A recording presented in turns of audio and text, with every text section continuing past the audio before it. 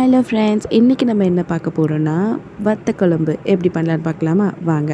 ஒரு கடாயில் கொஞ்சமாக எண்ணெய் ஊற்றிட்டு 1 டேபிள் ஸ்பூன் அளவுக்கு வெந்தயம் சேர்த்துக்கோங்க. அது நல்லா கோல்டன் ப்ரௌன் ஆனதுக்கப்புறமா அது கூடவே நம்ம வத்தல் சேர்த்துக்க போகிறோம். அதாங்க சுண்டைக்காய் அண்ட் மணத்தக்காளி வத்தல். இப்போ இது கூடவே ஒரு 10லேருந்து 15 பல் பூண்டு போட்டு நல்லா வதக்கிக்கோங்க. இது கூட நான் சின்ன வெங்காயம் அண்ட் பெரிய வெங்காயம் 2மே சேர்த்து எடுத்துருக்கேன். உங்கள்கிட்ட எந்த வெங்காயம் இருக்கோ அதை மட்டும் சேர்த்துக்கினாலே போதும்.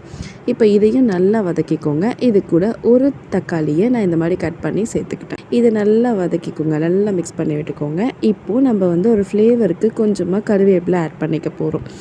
அதுக்கப்புறமா நம்ம காரத்துக்கு ஏற்ப மிளகாய்த்தூள் ஆட் பண்ணிக்க போகிறோம். நான் வீட்டிலேயே செஞ்ச மிளகாய்த்தூள்ன்றதுனால 3 ஸ்பூன் எடுத்துக்கிட்டேன். உங்கள் காரத்துக்கு ஏற்றாப்பில் நீங்கள் எடுத்துக்கோங்க.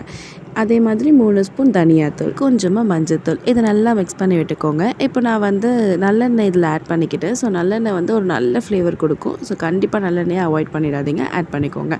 இதை நல்லா மிக்ஸ் பண்ணி விட்டுக்கோங்க. நான் தேவையான அளவுக்கு உப்பு சேர்த்துக்கிட்டேன். உங்களுக்கு எந்த அளவுக்கு தேவையோ அந்த அளவுக்கு நீங்கள் உப்பு சேர்த்துக்கோங்க. இதையும் நல்லா மிக்ஸ் பண்ணி விட்டுக்கோங்க. இப்போ இதெல்லாம் மிக்ஸ் ஆகிறதுக்குள்ளே நான் புளி தண்ணி ரெடி பண்ணிக்கிறேன். ஸோ சுட தண்ணியில் ரெடி பண்ணிங்கன்னா இன்னும் சீக்கிரமாக ரெடி ஆகிடும். இப்போ இந்த புளி தண்ணியை ஃபில்டர் பண்ணி எடுத்து இதில் சேர்த்துக்கோங்க.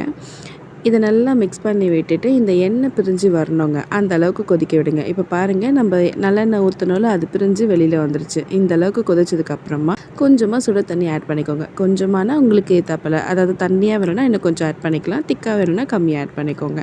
இப்போ நம்ம தாளிப்பு ரெடி பண்ணலாமா? அதே தாங்க, வத்தல் அதாவது சுண்டைக்காய் அண்ட் மணத்தக்காளி இது 2த்தையும் லைட்டாக ஃப்ரை பண்ணிக்கோங்க. இந்த மாதிரி கோல்டன் ப்ரௌனாக. அது கூட கொஞ்சமாக கறிவேப்பிலை ஒரு ஃப்ளேவருக்கு இதை நல்லா ஃப்ரை பண்ணி இந்த மாதிரி ஆட் பண்ணி மிக்ஸ் பண்ணி விட்டுக்கோங்க. இப்போது இது கூட கொஞ்சம் ஆட் ஆன் பண்ணலாமா டேஸ்ட்டு? அதுதாங்க தேங்காவை இந்த மாதிரி துருவி எடுத்துக்கோங்க. அது நல்லா அரைச்சி கொஞ்சமாக தண்ணி விட்டு அரைச்சிக்கிட்டிங்கன்னா இந்த மாதிரி பால் வரும். அந்த பாலை இதில் ஆட் பண்ணிக்க போகிறோம். ஸோ தேங்காய் மில்க்கை இதில் ஆட் பண்ணி நல்லா மிக்ஸ் பண்ணி விட்டுக்கோங்க. ரொம்ப கொதிக்க வேணாம், கொஞ்சம் சூடானாலே போதும். இது அவ்வளோ சூப்பரான டேஸ்ட் கொடுக்குங்க. அண்ட் கடைசியாக கொஞ்சமாக நல்லெண்ணெய் ஊற்றிட்டு இறக்கிடுங்க. நீங்களும் ட்ரை பண்ணி பார்த்துட்டு எப்படி வந்துச்சுன்னு கமெண்ட் பண்ணுங்கள், லைக் பண்ணுங்கள், ஷேர் பண்ணுங்கள், சப்ஸ்கிரைப் பண்ணுங்கள். டாடா பாய்.